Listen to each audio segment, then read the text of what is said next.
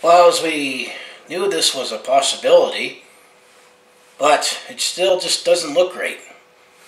Time to talk about Mark Giordano and the fact that indeed he was picked by the Seattle Kraken in the expansion draft. Hi there, it's Brett Hornby here, and welcome back to my YouTube channel. As I've already made my video talking about the Seattle Kraken expansion draft, where I recapped all the players and picks that they made from the expansion draft. Well, I already touched upon in a couple previous videos where I talked about that the Calgary Flames had to unprotect Mark Giordano in the expansion draft, not because we didn't like him as a player anymore, but just given the rules with how many players you can protect. And I talked about that we had to go the 7-4s, 3 defensemen, and 1 goaltender route, because the other option is we could have protected 8 skaters. But the fact that we had to leave him unprotected, take the risk, because of all the other assets that we could lose a lot more, but ultimately the Seattle Kraken went with Mark Giordano as their pick for the expansion draft. And what really hit home that he's no longer a Calgary Flame is at that expansion draft, he was there in person to greet the fans and wear a Seattle Kraken jersey.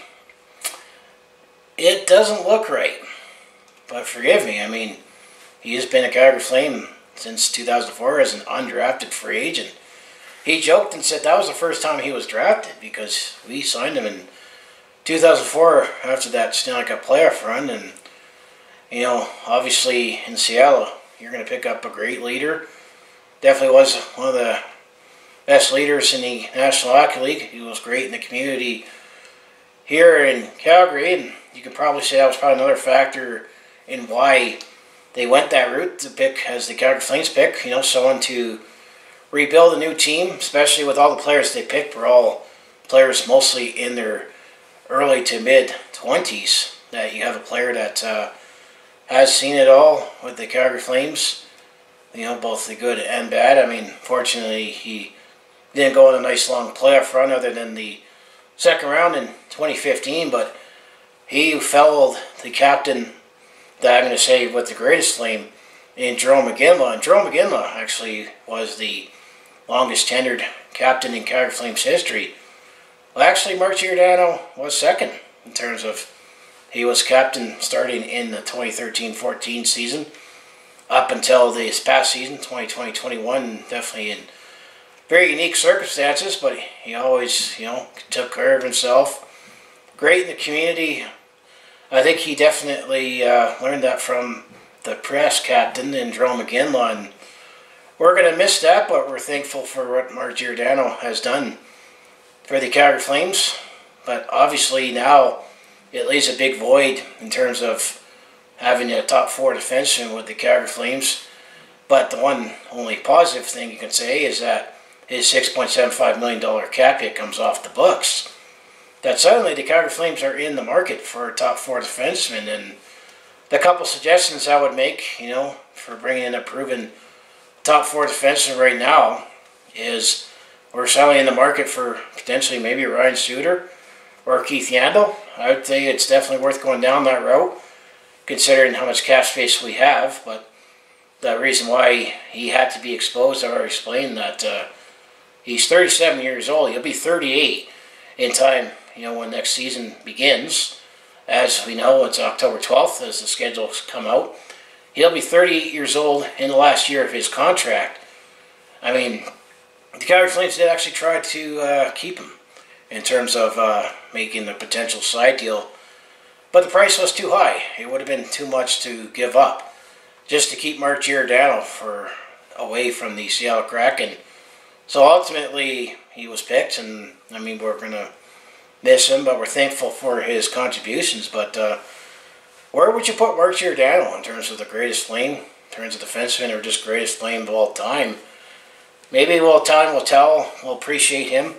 But looking at his numbers, he actually is up in, you know, pretty good company when you look at just his career numbers and what he's meant to the Calgary Flames. I mean, I had to say, he played his first season in Calgary. We signed him in 2004. After that run to the Stanley Cup Finals, and then the season did not happen due to the lockout, and he played 7 games with the Calgary Flames in 05-06, and he had an assist there, and then 06-07, he was between the Calgary Flames and then the Omaha Axarban Knights, where he played 48 games with the Calgary Flames in 5 games. And then actually, there was a contract dispute that he actually went to Russia for a year for Dynamo Moscow for 07-08. And then he came back to the NHL permanently after that, starting in 08-09, because he had a more guaranteed contract, and then that's where he gradually worked his way up to be in the top 4, and then obviously his finest season had to have been the 2018-19 season, where he won the Norris Trophy, where he had a career high in 69 points, and even the season prior to that, there was talk about him, being in the conversation as he should be on the ballot for the Norris Trophy. I think his other finest season had to have been the 14-15 season, where ultimately he got hurt going down the stretch where the Calgary Flames finally was on the verge of getting into the playoffs for the first time in 6 years, and he was not. He wasn't on that team. He wasn't healthy to play in the second round that year. We did not have Mark Giordano in the playoffs in 2015, but regular season-wise, he was...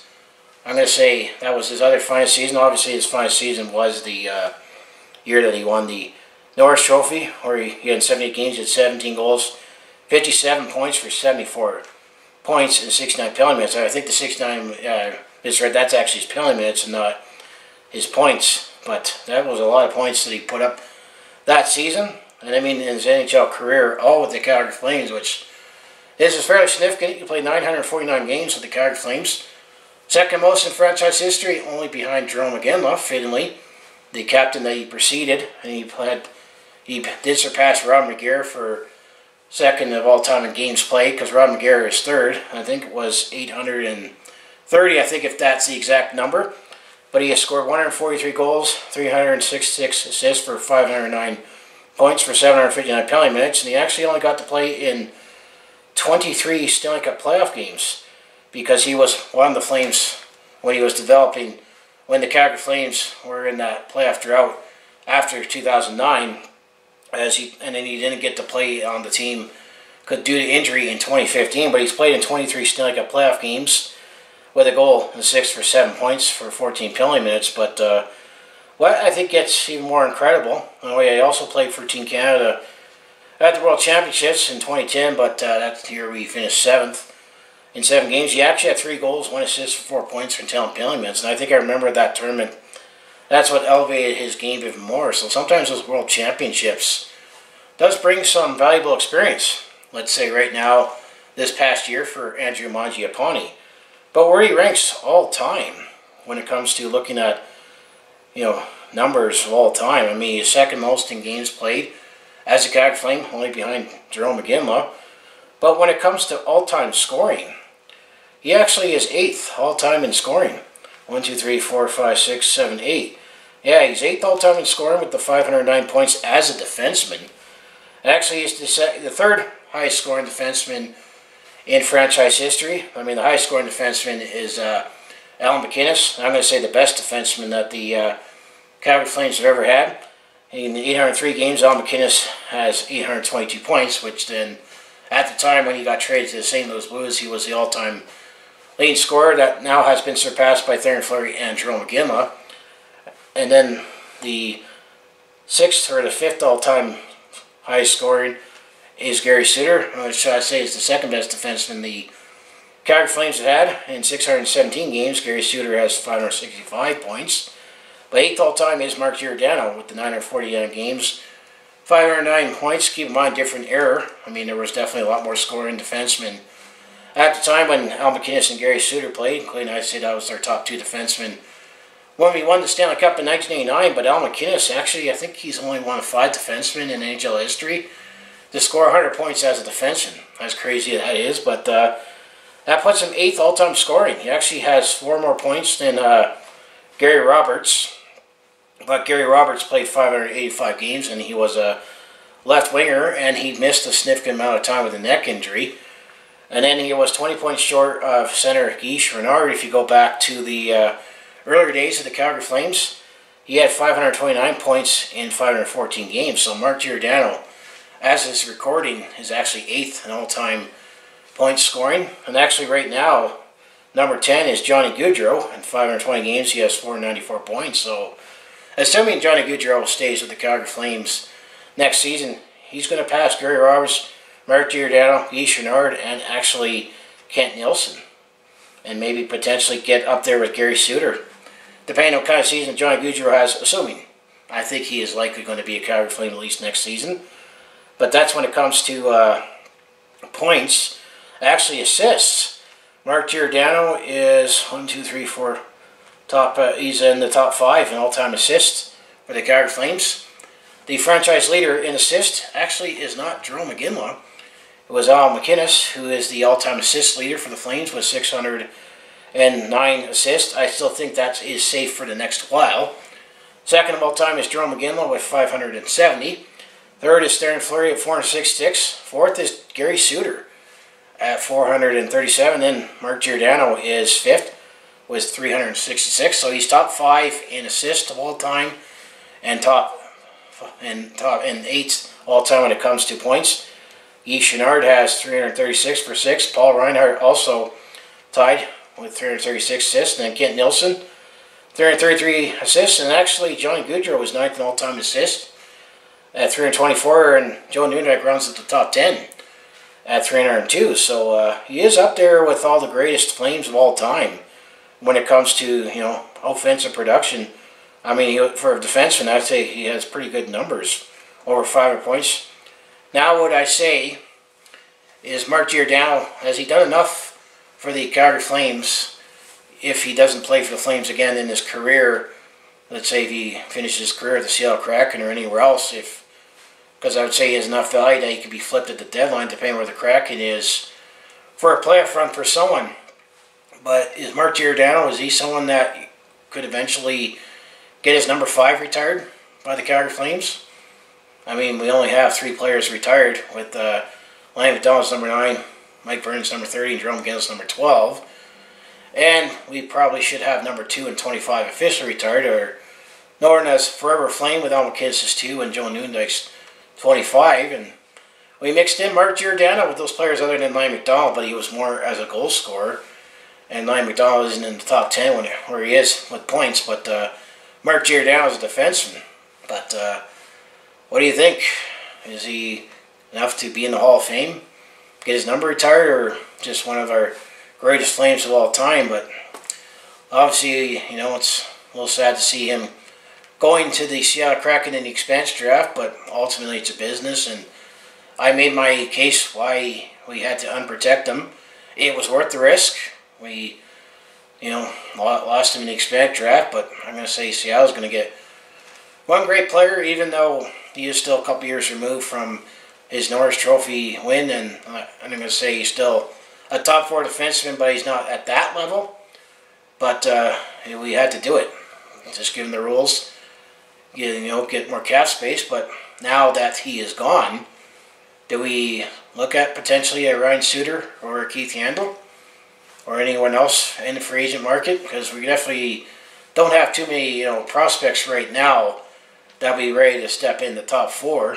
And we did sign a couple of college free agents, and Colton Pullman and Connor Mackey. I'm sure they're still going to be in the system, but they're not NHL ready that can step in. But that's all I say is so I feel it's on the Mark Giordano being picked by the Seattle Kraken. I mean, looks weird to see him not wearing Calgary Flames gear, kind of like it was weird to see Jerome McGinley not wearing Calgary Flames gear.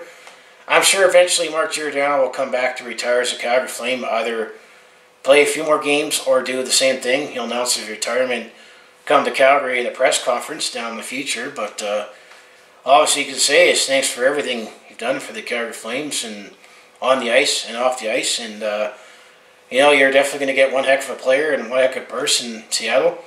So take care of him, Mark Giordano. Best of luck in Seattle. Not when you're playing the Calgary Flames, of course. And it'll be interesting to see if we get in a heated battle with Seattle, depending on how the game goes, or playoff race, or heck, maybe the Flames and Kraken will play in a playoff series. How's that going to be with Mark Giordano on the other side? But that's all speculative right now. But I just say, what do you think of ultimately what happened? That we lost Mark Giordano in the expansion draft wasn't worth protecting him, and the price would have been too much to take him off limits to pick someone else. Not worth prospects and picks. So we made the right move. We unprotected him. This is all played out, but it is what it is. It's a business at the end of the day, but that's all I got to say about Mark Giordano. He's off to the Seattle Kraken. It's going to look strange, but I understand, but we need to move on, and I'm going to think this is maybe part of the change that this team needs, but I think we should definitely be looking at a Ryan Suter or Keith Yandle in free agency. Heck, Gary Suter was here. Ryan Suter might want to come here, be just like his uncle, and even wear number 20.